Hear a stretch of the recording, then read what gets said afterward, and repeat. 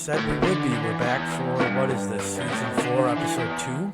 Episode 2. Yep, we did it. We're Episode here. 2. How was the response for those of you that we haven't talked to directly? We're on a new platform. We have a YouTube channel. We're still posting to Spotify and definitely directly to the fan forum. But what was the response from this new platform, Mark? 178 views for YouTube, which is not bad considering I forgot to share it on the fan forum Facebook page. I only shared it on my actual page, and I didn't really put a title in it. So, Ashton, I appreciate you leaving those comments. I'll be way more descriptive. I'm going to put our actual name in the title so you can search us. But yeah, I think this is great. This is a lot easier to do, which I think makes it easier for us to do it every week. Oh yeah, it's night and day compared to what we were doing with the editing and the back and front end. This has been fantastic, and 175 views without being on Spotify at the moment, without posting to the forum. That's some pretty good traffic after Yeah. a whole year off. Yeah, I got some phone calls too, some text messages. So, like, whether or not people were just looking at it because they saw our faces, I thought it was pretty cool. Hey, I'll And take it.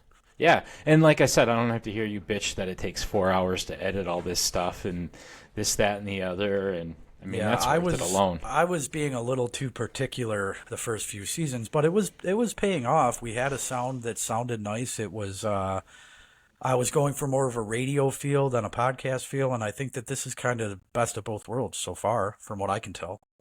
No one's ever accused you of being ahead of the times. So This the is fact true. that you were trying to do like an Orson Welles old-timey radio show plays perfect into your personality. War So of the Worlds meets Detroit no, man, you got Lions. the ball rolling on this, which honestly, like, that's what you do, right? Like, whether it was Linda's place or whatever, you're gonna bring the conversation and get the ball rolling. So that's what we needed to do. We said we've been talking, and Bone too, and all of our friends. We've been talking about this shit forever, our entire Yeah. lives. Whether it's a backyard up north at school, here, there, work, phone call, and now we can use this platform and actually just put a little bit more structure to our madness. Yeah, and we're gonna figure out some more stuff and get this video and audio everywhere that we can get it. It should just continue to become more accessible for everybody. Yeah, and the more people share and the more people subscribe, I think there was like 5 people subscribed to the YouTube page. But Oh, again, good. I terribly marketed it, and I think I've subscribed to one of them, so that's really 4 people. Well, But it was a soft launch, and I think it gave us soft, enough indication that so this is the way to soft, go. It's so soft. so Well, soft. let me go on silent here. That's the other feature of this live recording is like I'm sending a text. Last week I got up and took a piss. Like I got to get in my head that we're actually using the video. Yeah, it's 2025 almost, man. Hell There's going yeah. to be AI versions of us doing this in 2 years, and we won't have to leave our human pods.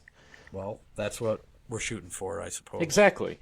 But like, let's get into it because we've got, I was sitting there at soccer practice tonight thinking about what we can talk about because last week there was so much to get wrapped up in, just catching back up and waiting on the power to get restored Yeah. A and the lot of microphones barriers. to work, so many barriers. Yeah. But I think this week we've got a more focused view of what we can talk about because we've got a game coming up, a primetime game coming up, something again sounds like a broken record and will be all season. It's nice to be in that spotlight.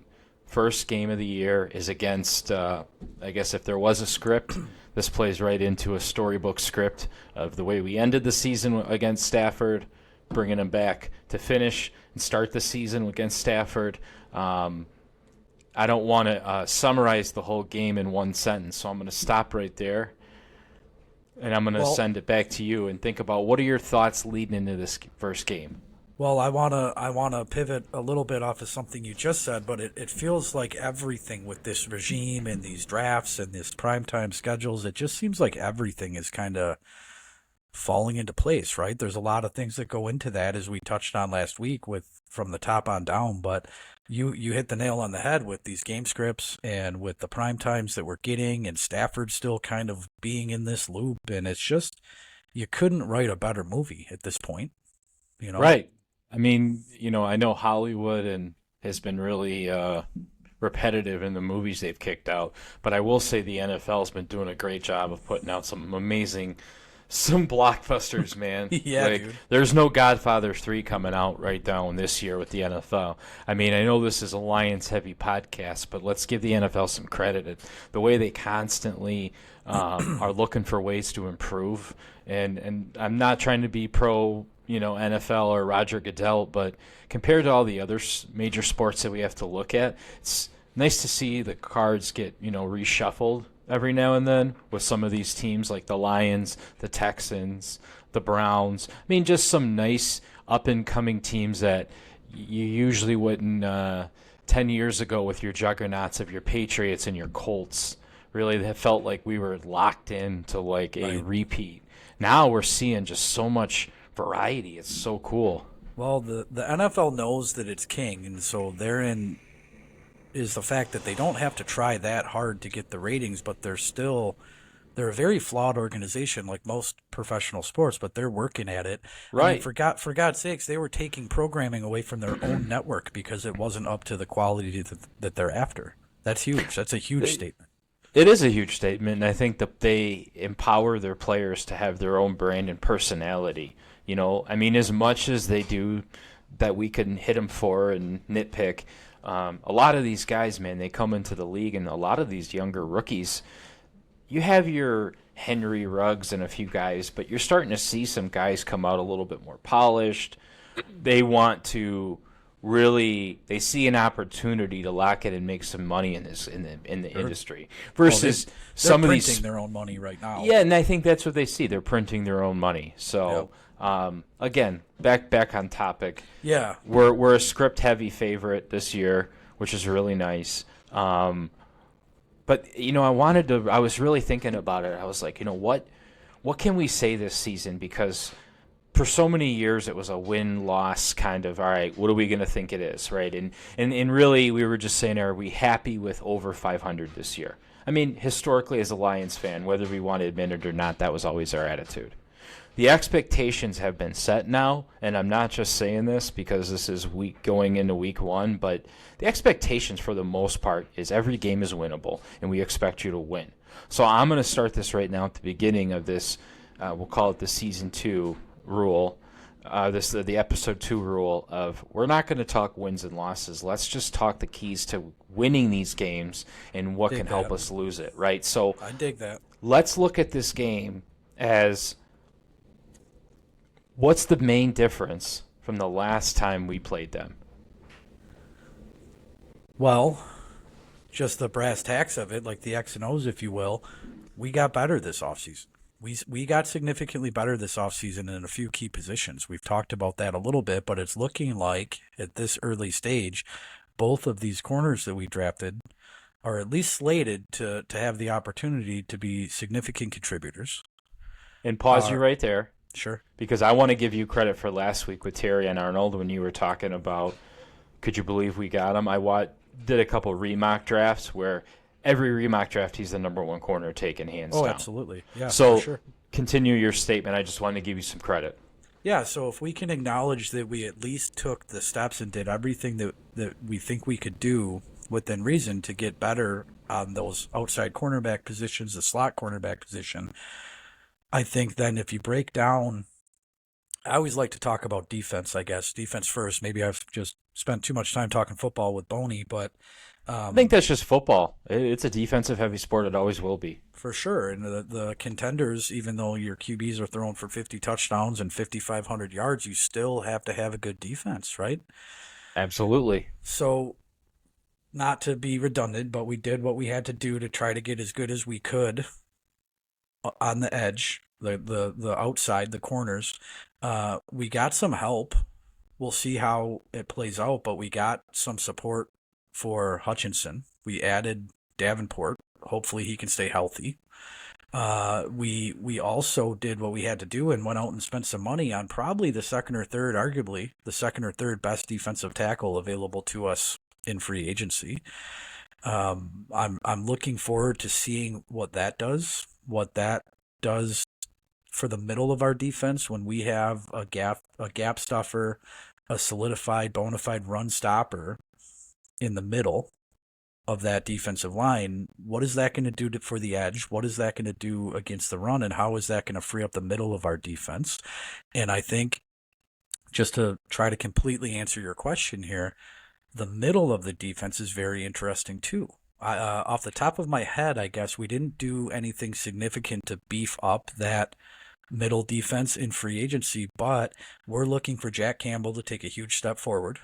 I think all indications are such that he will be able to be a better player than he already was last year. Everything that we saw last year and everything that we're hearing out of training camp this year about Brown says that he is explosive. I believe I'm going to kind of paraphrase something I read a while back about him. He said that he's done being nice, and not that he was just, a pushover by any means, because he had some really explosive play last year, but he said he's elevating his game to this point where he's not going to help you up off the ground. He's not going to, play dirty, but he's looking to play more aggressive this year. And I think he'll be able to do that with the help that he has behind him, with what we've added in front of him. I'm really looking forward to the three phases of this defense taking a fairly significant step forward this year. So basically, in your eyes, the biggest difference is going to be the Lions defense. And you're right. I mean, that's one huge key component to this game is going to be how does that new Lions secondary make that already kind of what we saw in the end of the season middle linebacking core, who we probably have the same confidence the coaching staff has in Campbell, step up and be a little tougher, a little meaner, and then the middle gets even harder to penetrate, and the edge gets even easier to break through. Yeah, and we also have Jack Campbell at 6'2", 3, 4, who is a prototype of your old school middle linebacker, right? He's built more like a Derek Brooks or a Brian Urlacher than he's built like, White in Tampa or anybody in Philadelphia. I don't think that protecting against the pass is his strong suit, but it's not a pronounced weakness either. So we have some athletic guys on the edges of the middle of this defense. We should have Campbell anchoring the middle, and he can play against the pass. They're going to put him in position after position to succeed, to be successful, right? So I don't think we're going to live and die by his play, but I'm really looking forward to seeing the progress that he makes, because he was an absolute unmitigated nightmare in Iowa, right? Yeah, he was. I mean, I think we're looking for him to have his breakout season, right? We saw what Brian Branch did immediately, and we really saw what all the rookies did, and we saw glimpses of Jack Campbell, and I don't think this doesn't take anything away from Jack Campbell. It's just the spot he was put in. I don't think they really said go out there and be the team, make the big play. They just said go out there and play the game, right, and learn where you fit into this linebacking core. Because he got a even ton of with snaps. Go ahead. Well, even with Derek Barnes stepping up last year and upping his snap count, I think that kind of you saw that linebacking core towards the middle and back into the season, it got super competitive in that room, and the heat got hot, and they just got churning, right? And I don't really think, I don't know, I don't see any momentum being lost from last season as far as the positive locker room mentality, not as even from buying into the own bullshit of the media, but like what you saw if you were in that locker room, right? The reasons why you wanted to be a part of that team.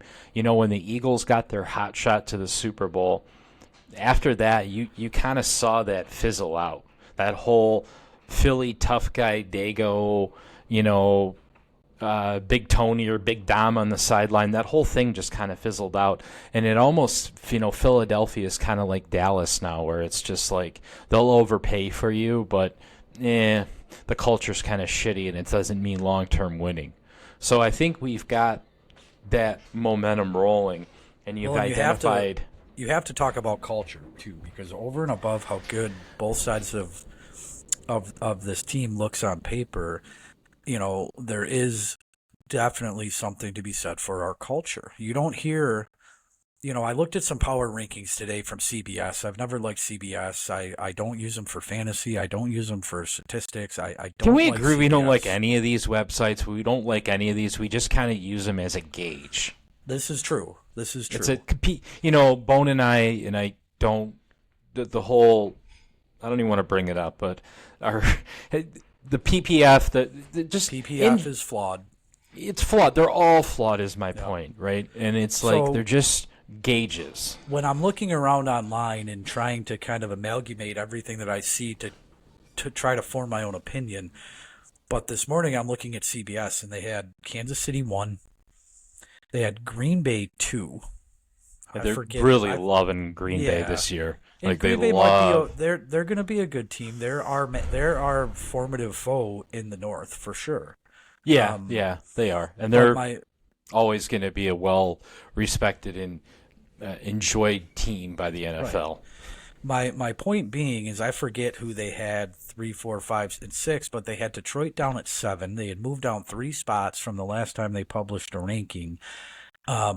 My overarching point here is that Green Bay's going to be okay. Kansas City's going to be good. Philadelphia's going to be good.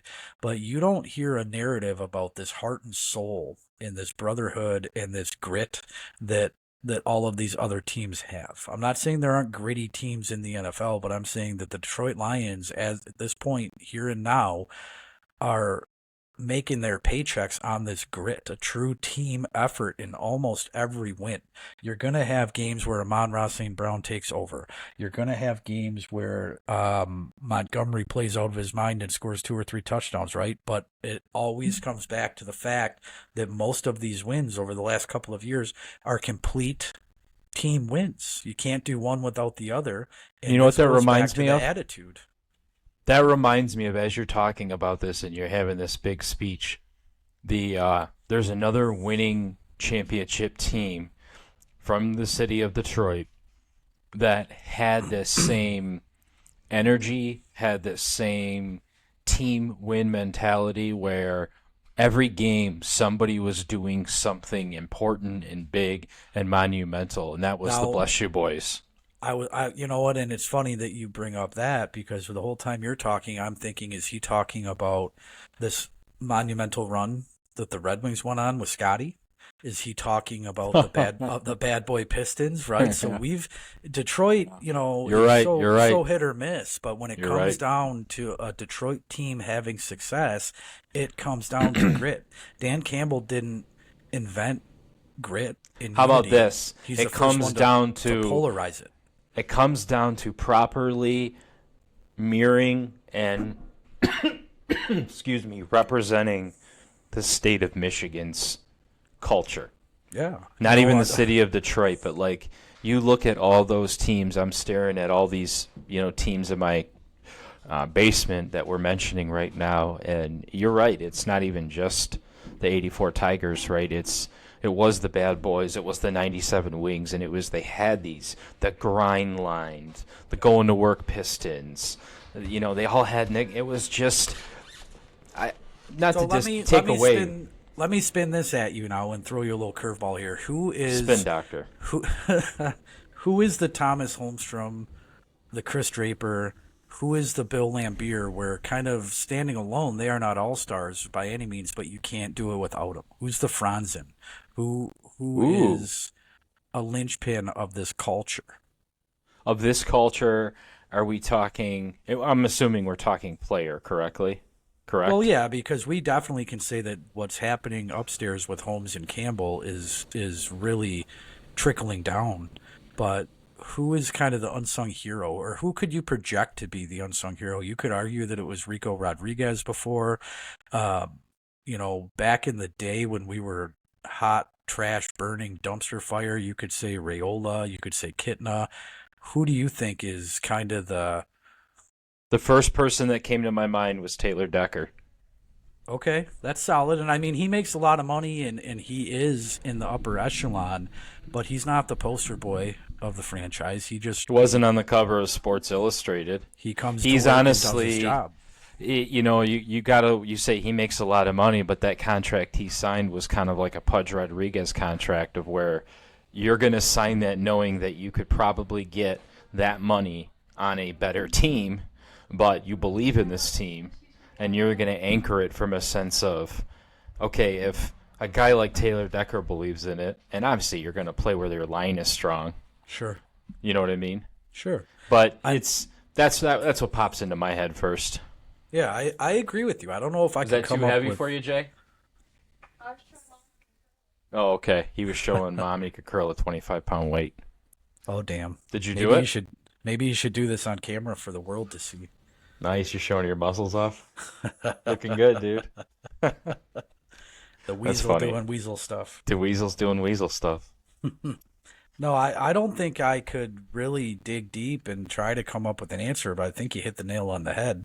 Um, you know, Ragnar is awesome, but everyone in the league knows he's awesome, right? Amon-Ra St. Brown is this polarizing, larger than life figure, but we all know that. I think a guy like Deckert makes perfect sense. I think you hit the nail on the head. You really understood what I was asking you. Well, and this kind of goes into a thing I was thinking where they named their captains today, right? I didn't see And that. they named the standard captains have been, since last year, would have been Goff, Hutch, Panay, Amon-Ra. Sure. Then they did Anzalone and Reeves-Maben. I was going to say they had to pull someone in from special teams, and he is the special teams ace, right? He's gunner extraordinaire for the last couple of years. So there goes your backup, that Taylor Decker, although he makes a ton of money, and he plays a spot like a left tackle, which is super. We all don't even have to get into details of how important that position Right, is. we've all seen the blind side. Yeah, sold me on the spot. But he's not the captain. He's not on Sports Illustrated. He's not a jersey that any kid's wearing. They're not throwing to him. He's no Dan Skipper. Right. But yeah, he embodies too, kind of that. He was there before. He's here now. Plus, he played for Michigan. Ohio. Or I'm sorry. Big Ten. I'm sorry. I just have a hard time saying that state's name. Yeah, he played for the Darth Vader of No, I know. I'm kidding. I conference, just don't yeah. like. That's a bad joke. No, but it's like, but really, when you think about it, though, the key to a winning franchise is having somebody like that, because that's where it starts. That's what started off the.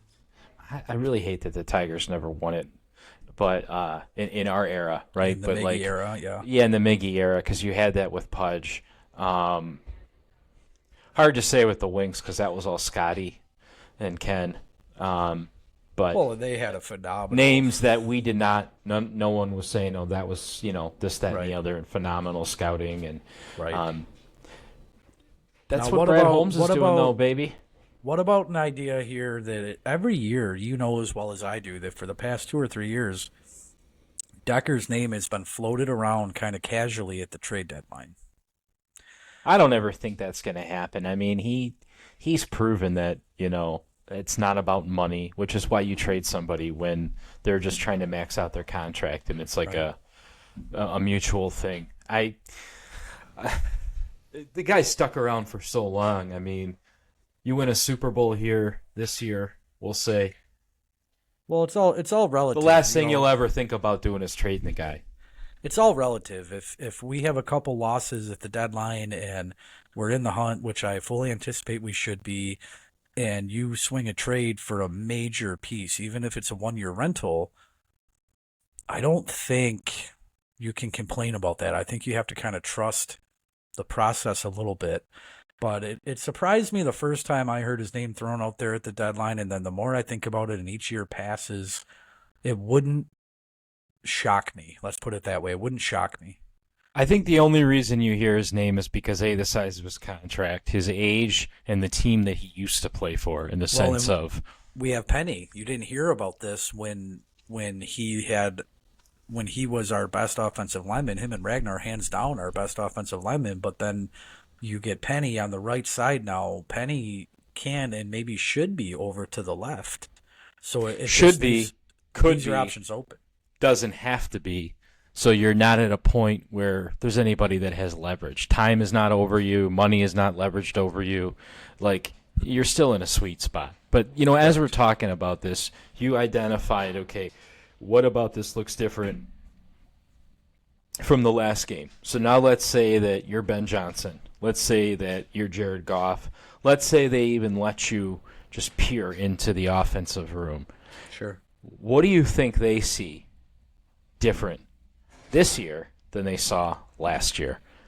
Offensively? When our offense is looking at their defense. What's different? So what you're asking me is what are we seeing and maybe prepping for to play against the Rams?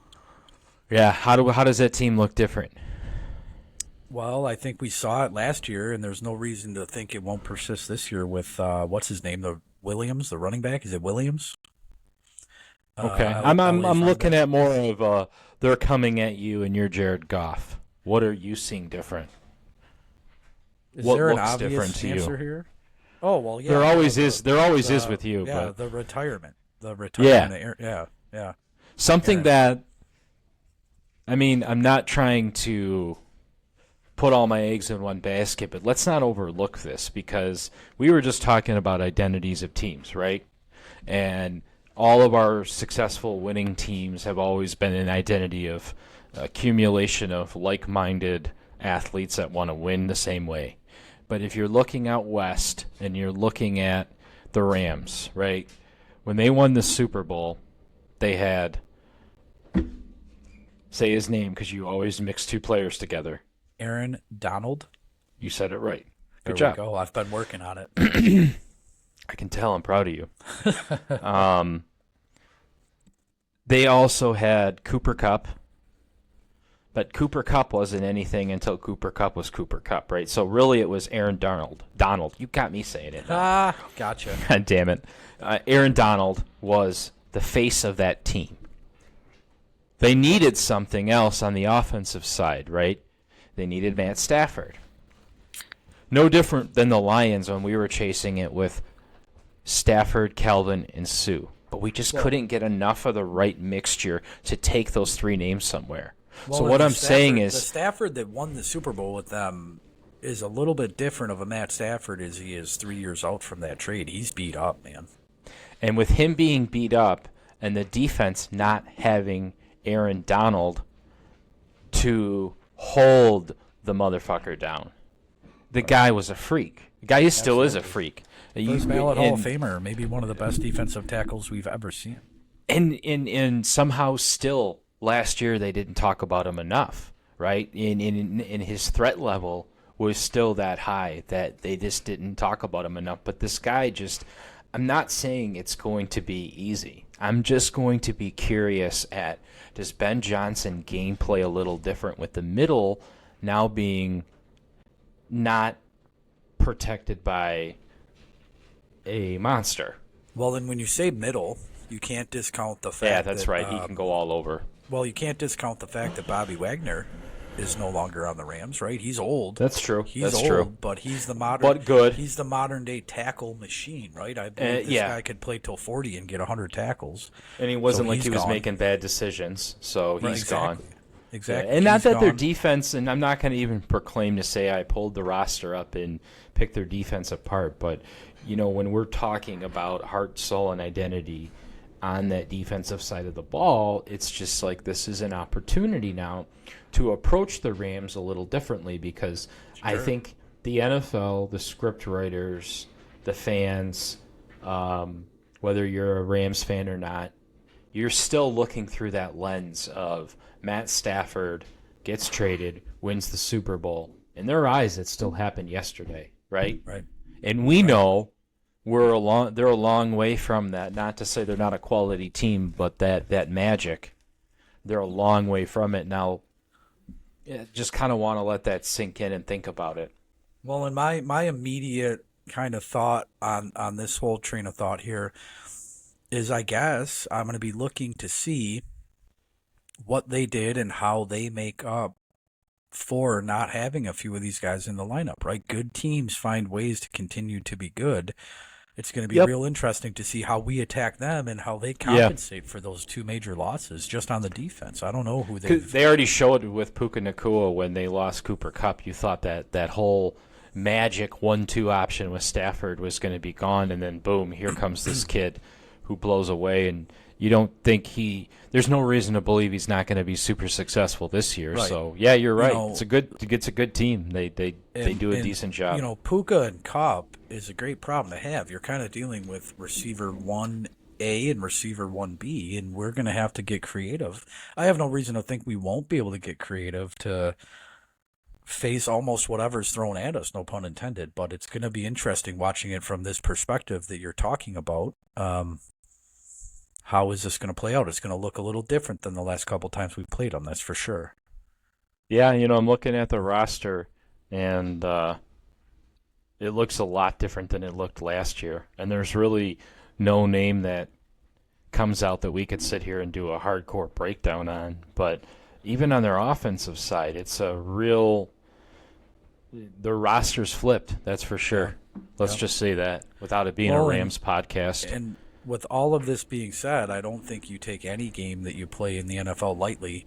Never. I think that the Rams will most likely be a good team at the end of the year, and they can beat us. Almost any team we play this year can beat us for sure. Like the Rams have longevity. They're a team that knows how to win. If you've won a Super Bowl and your roster's still a decent portion of it, and you're not the Falcons, you're going to have some longevity. You're going to be a fighting force. For sure. Kind of goes back to what we were talking with the Packers.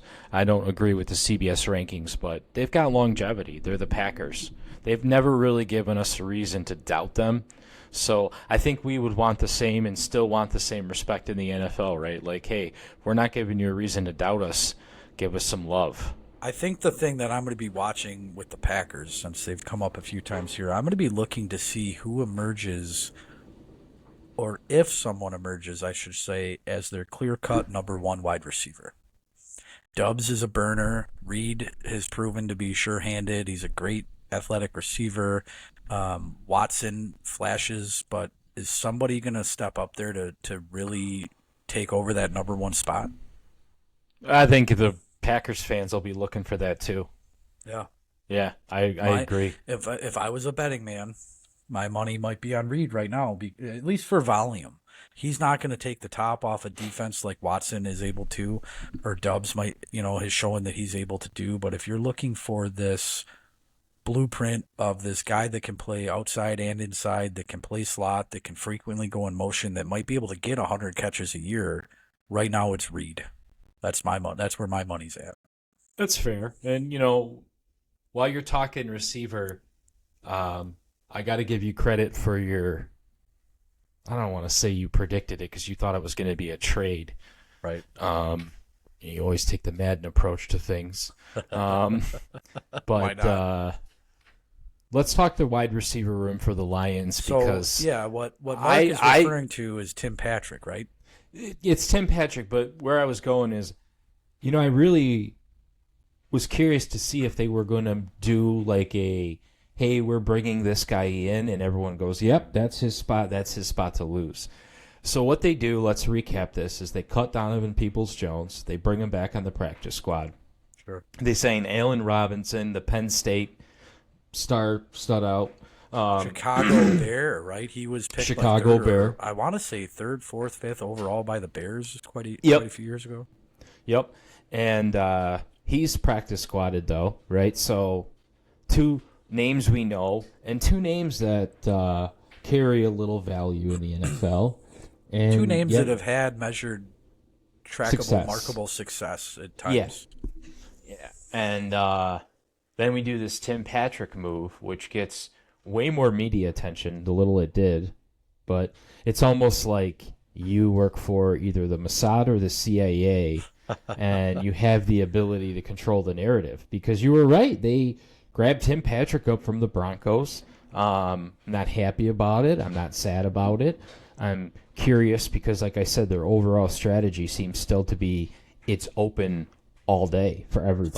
So I have two thoughts on this train here.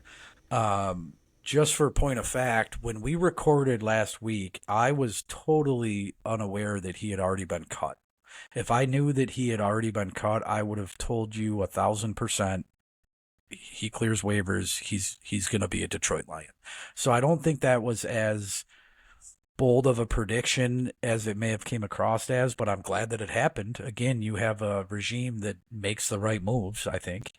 And we also discussed real quick that the Tim Patrick would be the new Trinity Benson. Okay, so somehow we'll work his jersey into this. It's not going to be an official one. It'll be the China jersey, but we got to think about what we could add to his. You know what we need Wikipedia. is we need like a wall of shame of really fucked up Lions players, right? Well, so like I'm not Titus Young, going Trinity Benson. Eric Ebron. Trinity Benson didn't do a goddamn thing to any of us. Poor guy. No, and But I he's just was never going to hear the end of it. I was naively optimistic, and I'm not going to go on a limb here and say what I think Tim Patrick might be capable of. But that kind of leads me to the second point I wanted to make about what you're saying here with this wide receiver room. We practice squatted two guys that really are talented enough to be on a 53-man roster. Not Denver's 53-man roster, not where was Robinson, Houston or something. We're not that 53-man roster, but the way that teams, not just the Lions, are now utilizing their practice squad is no longer unique to the Lions or to any other team. They're able to, with some of these new rules set forth over the last few years, they're able to bring in guys that could have been 53'd by another team and work them in, right? I think for all intents and purposes, maybe my boldest prediction I'm willing to make is that either one of these receivers, and my money would be on Tim Patrick, are going to dress and contribute to some level for a significant portion of this season. But with the new practice squad rules, you can grab a guy like that, practice squad him, move him up and down a couple of times, give him reps in practice that he wasn't able to get. Obviously, before the final cutdowns, they're not able to get these reps with you. So you bring them in, you acclimate them, you see what they can do against your starting defense, really, and then you work them in. And I think maybe by week 4, 5, depending on if somebody gets hurt or however a lot of this plays out, you will see one of these guys, and again, my money is on Patrick. So you got this sweetheart story going for Tim Patrick. It's almost like a 1980s summer romance movie where he meets Brad Holmes on vacation and they fall in love and connect, only to find out when they get back. Your typical meet cute kind of scenario. It's a meet cute. So yeah, this is your meet cute for the year. I'm just trying to find ways that we can work you some like reoccurring segments into this because I see a collection of we could do every player you've made a bold prediction on that fizzled out and sold Gardner White furniture the next year, right? And behind you each year will just be a layer of jerseys. It's kind of like the Chuck Rogers Ring of Fame, if you will, right? And I'm sure if I listen back from last year, there had to be somebody that you were high on. Was there? Oh, yeah, you were just begging Craig Reynolds to have some type of monumental game. I think you owe me like half a cow by now. Probably. Craig Reynolds bet. But Craig Reynolds overall, Craig Reynolds hit free agency, and he found a team. Craig Reynolds put up yards last year. We had to work, and we're still working on replacing the void that was left by Craig Reynolds.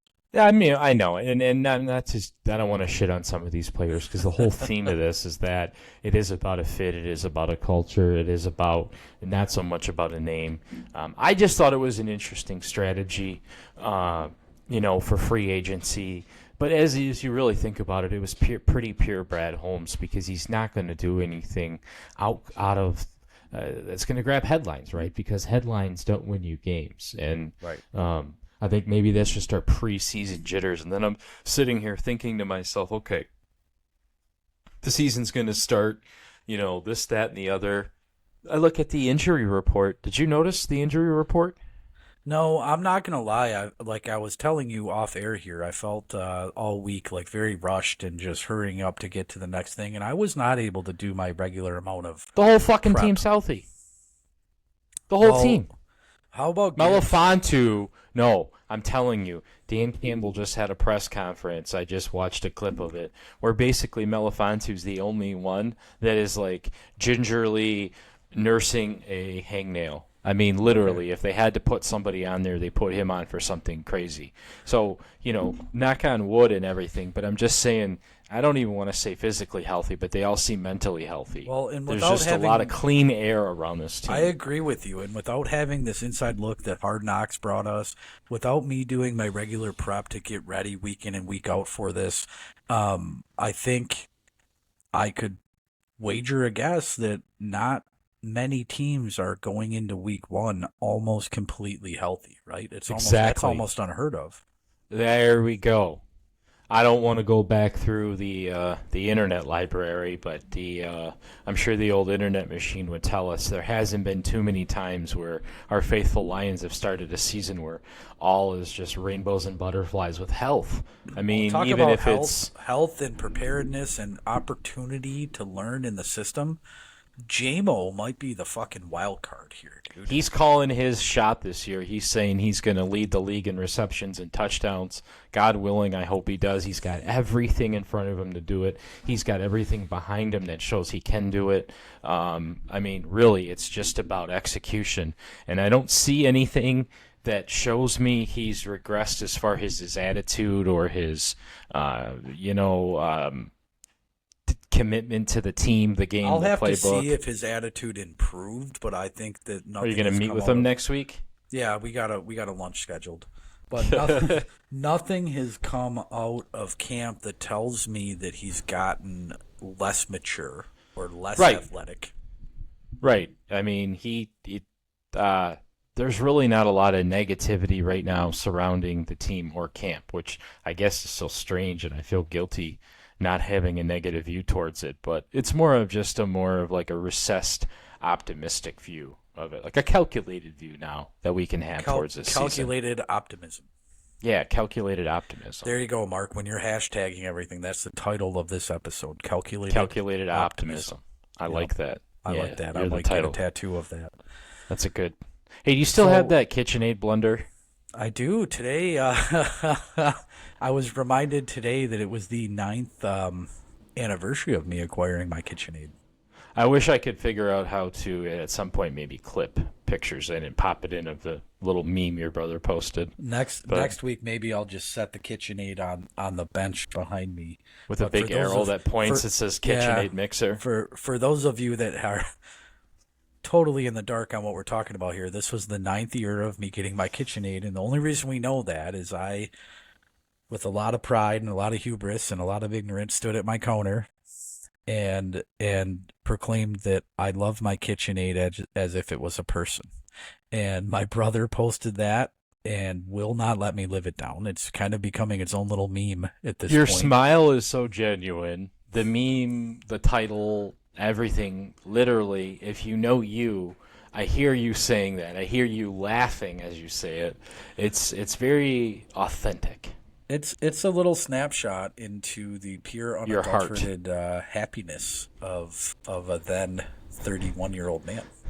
Your brother's always captured the right moments of you. And that He, much he we have to thank John for. John is talented at a lot of things, and capturing my likeness, it's an easy likeness to capture, but he's very talented. So hopefully his talent can create us a logo and maybe a little music. We can do like I don't know, we should do like as you were talking about the Orson Welles radio show, maybe we can do some like throwback element to this, you know. I would love to get John involved because he is good at everything that he does. He's extraordinarily talented. He helped me. I shouldn't say he helped me. He basically did and produced and organized the intro and extra. Is extra a word? The If intro it and isn't, it extra is now. song. It is now. He did all of that on GarageBand, and I really like it. I was flirting with the idea of changing it, coming up with something different. But if it ain't broke, don't fix it. And we're gonna find a way to kind of stitch that theme song, if you will, into this, and John's really good. He was taking clips of me and you and previously Bob and Bone, and stitching it all together. Some real nice sound drops from the show, and I would love to just kind of update what we have now, get some fresh Yeah, because we clips. can add all that stuff into it. I think even like with like little pictures as we're making references, I'm gonna reach out to Bone. He's got some good classic throwback pictures that I Sure. think that you're in that I think we could to show that might be relevant to some of these stories we talk about. Well, and let's be Um, honest, of the 175 views that we had here, and of the couple of hundred listens we have when we update everywhere else, probably a non-negligible percentage, probably 20% or greater, are just cats that we went to high school with, dudes that we yeah, work with, and they might dig seeing some of that, you know? Yeah, I think so too. And I tried putting the comments on, and it says the comments are turned on in the account, but you can't leave them on there. I want people to leave comments. Like, Yeah. if anybody who watches this or catches this wants to hop in, there's a shareable link. You'll be a third blink in there. I think that would be cool. I know everybody says, oh, yeah, it'd be fun, but seriously, just like, we'll keep this an open forum, right? I mean, not Absolutely. only are we trying to replicate, but the Monty's vibe, right? Yeah, I the mean, they the are. the coffee shop conversation that we've all had over the phone or in person for the last 25 years, and that was the genesis behind all of this. Is Yeah, originally it was Bone and I. Bob would always welcome to rejoin, but Bob would come in and out, and we would have guests, and we would do interviews and things like that. But the entire antecedent to this was us saying, like, we have these in-depth conversations on the phone daily, weekly, about this team and about Michigan sports, and let's just record this and see if anybody else wants to listen. yeah, and see if they want to, give some feedback. Yeah, for sure, man, And for sure. so Let's next season, next week is going to be a heavy week, right? Because we're going to be recapping the primetime game that we just went in depth on. We're going to be celebrating a win. We're Yep. going to be looking forward to a week two. I Who don't is see week two? any. I don't see any big roster moves. I don't see any Barring injury. major. Yeah, you always Yeah, cross your barring fingers. injury, Right. right? I Right. don't. I don't see anything that would deviate from our standard topic. Week two's the Bucks. Okay. So that's a game where I think if we win, when we win week one, going into play a not so seasoned Buccaneers team will be enjoyable. Sure. But so let's do this real quick. Both sides of the ball. Who is going to be the difference makers? We know who can be a difference maker. It's everybody on the team. But who do you think is going to show up offensively for the Lions, and who do you think shows up defensively in this game? Purely speaking about the Rams game, Yeah, just purely speaking about the Rams game.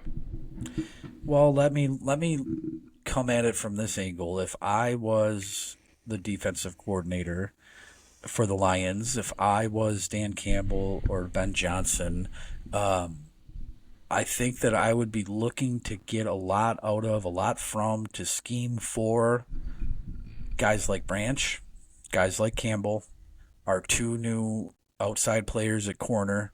I would be I would be placing an emphasis, and this goes back to having so much access previously to Matt Stafford and knowing what Matt Stafford does. I would go back to trying to force Matt Stafford to be uncomfortable in the pocket and to really just kind of wing the ball down the field, because Stafford isn't a guy that's just going to take a sack, right? Stafford is, you live and die with that huge arm of Stafford, kind of like a Brett Favre mentality of, you got an open receiver, try to get it to him, right? So is it So Brian Branch? Is that the guy you think? Because you're telling me the secondary you think is going to really is where I think you're going, right? We're going to put pressure on Stafford, and the goal is the difference makers will be in the back end of the field, and that person will be. yes, but in order for the back end of the field to not just get lucky, the back end of the defense to not just get lucky, which happens a lot.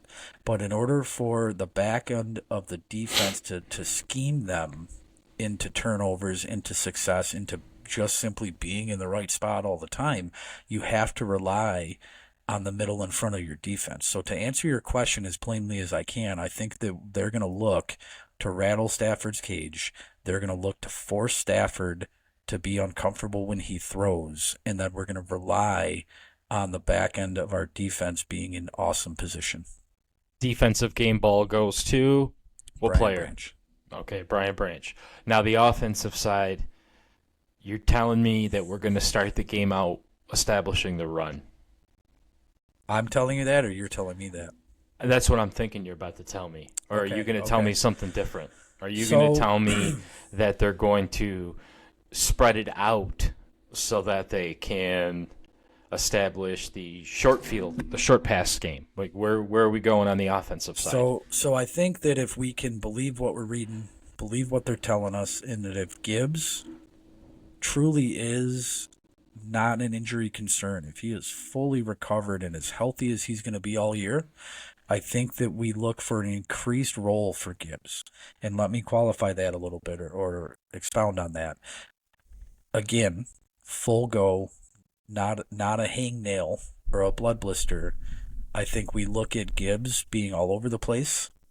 And when I say that, if I was calling these plays, I would look to have Montgomery and Gibbs on the field at both together, not all the time, but also not in like a trick play, not in a weird formation. I'm looking to hopefully see both of them in the backfield at times.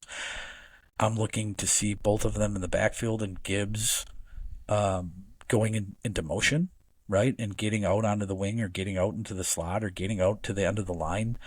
I think that all well and all according to plan, if Gibbs can remain healthy, we see an increased workload for him, both catching the ball and pounding the ball across the whole season. That does not, in my formula, displace Montgomery whatsoever. I mean, there's no ifs, ands, or buts about it. On the goal line, in a close game, time dwindling, whatever the script is, I think Montgomery is still your goal line back until he's proven that he isn't. But so in your wise words, you just told us Brian Branch gets the defense ball, Gibbs gets the offensive ball. Probably. Now, it's hard to say, because if Gibbs gets the offensive ball, it's really gun hard to your not head. to give that to the whole offensive line, too. Gun to your head. You just named two players that we drafted last year. Two players that were rookies last year. Sure. What a nice statement to say that we're starting the league, starting the game in a primetime setting against our former quarterback. I'll just summarize it like that. Sure. The face of the team, the former tenured face of the team. Sure. And you're telling me Hitchard J. Scarcella, the all-knowing, the all-certified, the master of ceremonies, that Lions will have two players in their second season. That's awesome. I think you're right, and I think that speaks to everything we just said. That's something that is so hard to try to predict, but with all of that being said, I don't think that it's not an unreasonable prediction. Right. I don't think it's not. It just speaks to the team, the fact that, and this should say something, right, that we're not going, well, easy. If so-and-so and so-and-so aren't getting the game balls, we're not winning the game. Correct. And that's really the point I'm trying to make, is that every week is going to be, okay, I think in this game I could see such and such and such and such having their moment to shine, right? It's not just going to be, my God, it has to be on David Montgomery every week to rush at least blah, blah, blah. Or if Amon-Ra St. Brown doesn't get 12 receptions a game, we're not going to win. And I think if I can recall back 52 minutes ago or whatever, we talked about this being like a wholehearted, full-throated team effort. And I think I just said it kind of, we were both talking at the same time, but if Gibbs or Montgomery, let's say, gets this game ball, it's very hard to not then in turn give that to the offensive line, right? If Branch Yeah. or if Branch gets a game ball, or if anybody outside of the middle of this defense gets a game ball, it's very hard to not then acknowledge that that was all made possible by the interior line or by the edge rush, or it's just any way you slice it, it's a team effort. It's almost like at the end of the season, because this is such a good team, they should all get rings. Yeah, let's see. I mean, That would be nice. That would I'm be not instead gonna of put that everybody getting. I'm not gonna go for it and put that right out into the universe. But how do these neat, cute fucking movies always end, right? Ryan Gosling shows up Right. shirtless. Complete So liability at cornerback. our prediction is that Ryan Gosling will be at the Super Bowl, will be shirtless. Where is the Super Bowl this year? That's a good question. Where is the Super Bowl this year? Let's Is it? Google It's real quick. yeah. Let's see. Where is the Super Is it? Is it in Vegas? New Orleans again? I mean, anytime you aren't sure where the Super Bowl is, you could go and throw a dart. Just at New assume it's Orleans. New Orleans. Yeah. God, I mean, you're it's right. a fun city. So They we've have a got huge New stadium. Orleans, then whatever. We'll see. Then you've got San Francisco. It's going to be, and then it's going to be seriously another one in L.A. again at SoFi. The NFL is forcing LA Jesus. down our throats, whether we like it or not. Right? It's kind Literally, of they're a homecoming for the well, and Rams, it's but then kind you of got funny the Chargers because there. Louisiana's initials are L.A., so it's technically it's New Orleans, L.A. So it's L.A. No, I know what you mean. It's ridiculous. All the sports they're doing that shit. It is what it is. Let me ask you something that I've been thinking about all day here. We brought it up a little bit last week. I think that if we win here on Sunday night, the true game ball, if you will, belongs to the fans, right? Because I think what we're gearing up to see, and I want your take on this, but I think what we're It's gonna gearing be up insane. to see here is a 12th man that the NFL has never experienced before. There you go. Yep. Seeing what Ford Field was like and what downtown was like against the Steelers for a third and meaningless preseason game was a fucking sellout, right? It's gonna put that Seattle shit to bed. Would make That's what all I'm that saying. stuff they did look stupid. And that's something I have total confidence in, is that this city can get obnoxiously loud for a very, very long time. Yep. Right? Like, we know how loud this city can get when they've got some gusto behind them.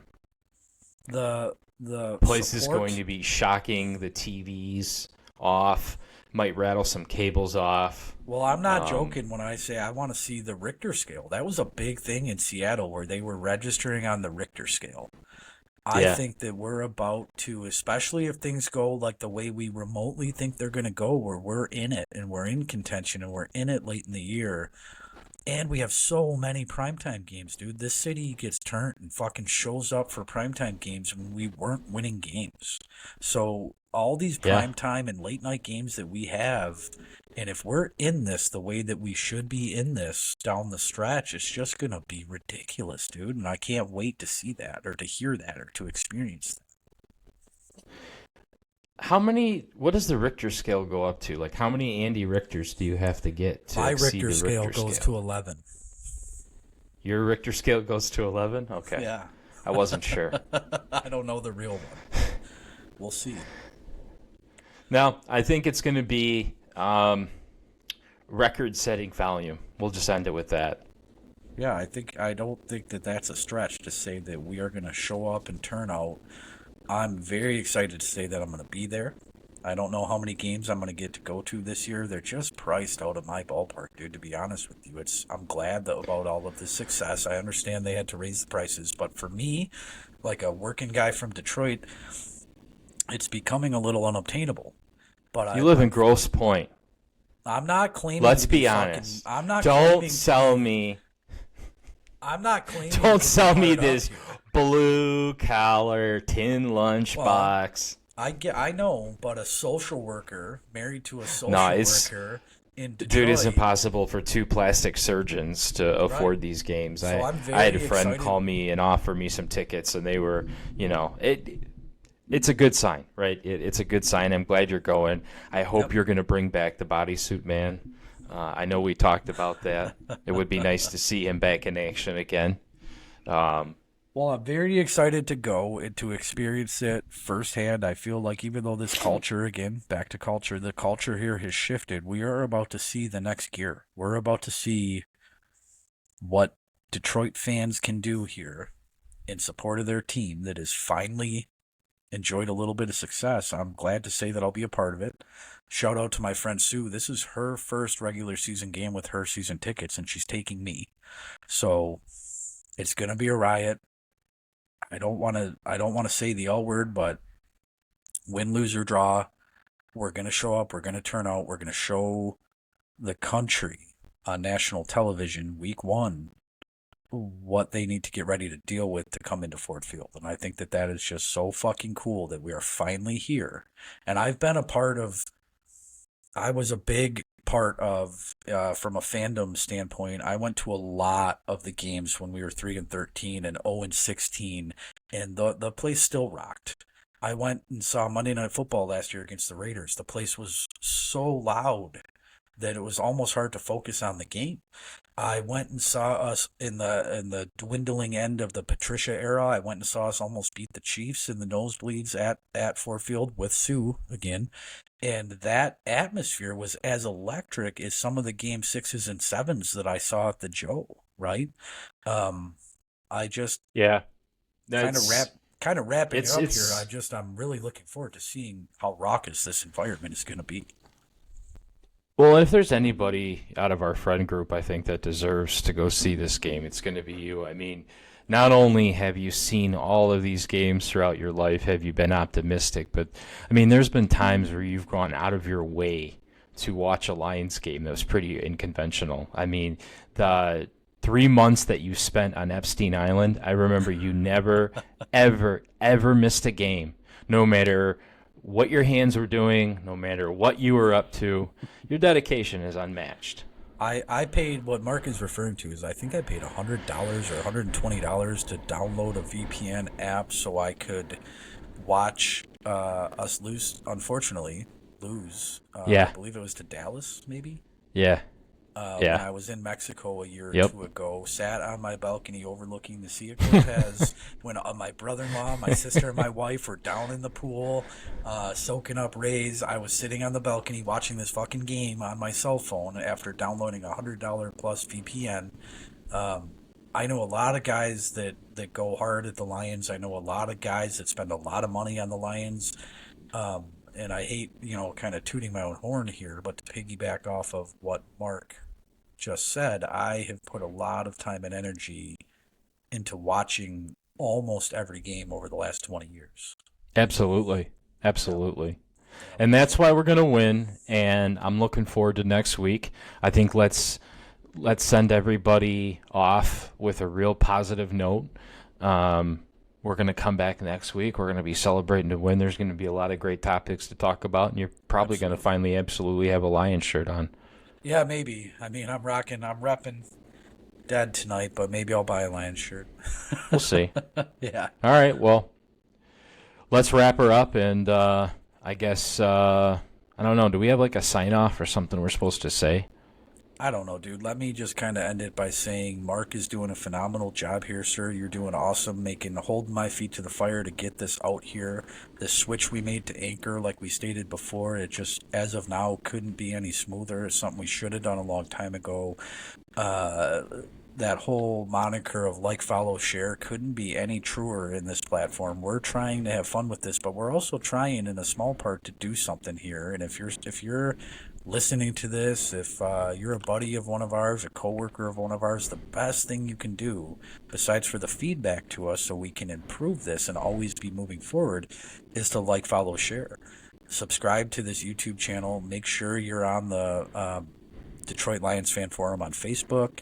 We're doing our due diligence to make sure that this is available to anybody that wants to listen. So help us get that out to people. That is the absolute best thing that you could do for us and for the furtherment of what we're doing here. So let's, as Mark said, let's anticipate and look forward to getting back on here and talking about a Lions W, a primetime W. Let's see how raucous this stadium is. Let's see if they actually register us on the Richter scale.